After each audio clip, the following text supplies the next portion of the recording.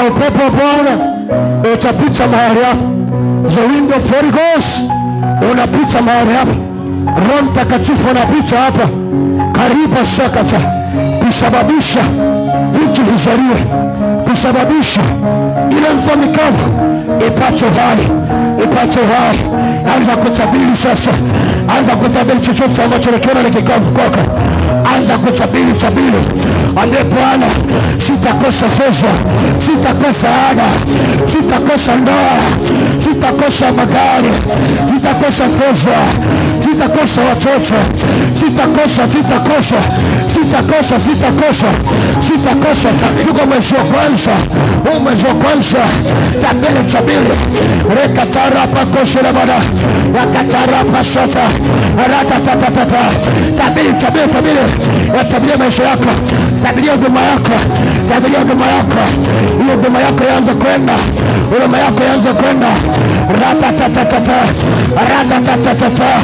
Sha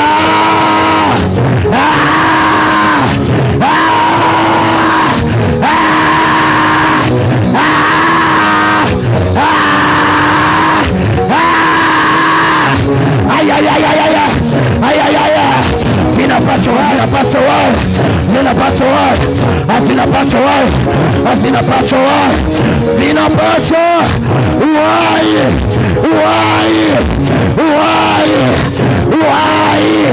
Yawezekana uko mahali hapa unasumbuliwa na magonjwa.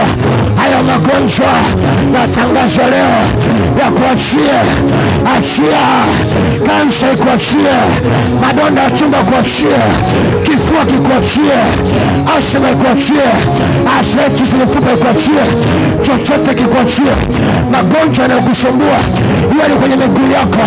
Natangaza uzima, upokee uzima.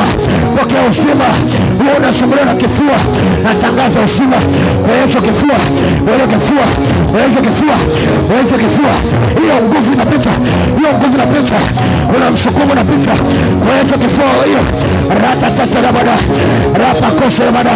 Wewe unasumbuliwa na kichwa kwa muda mrefu, leo ni mwisho.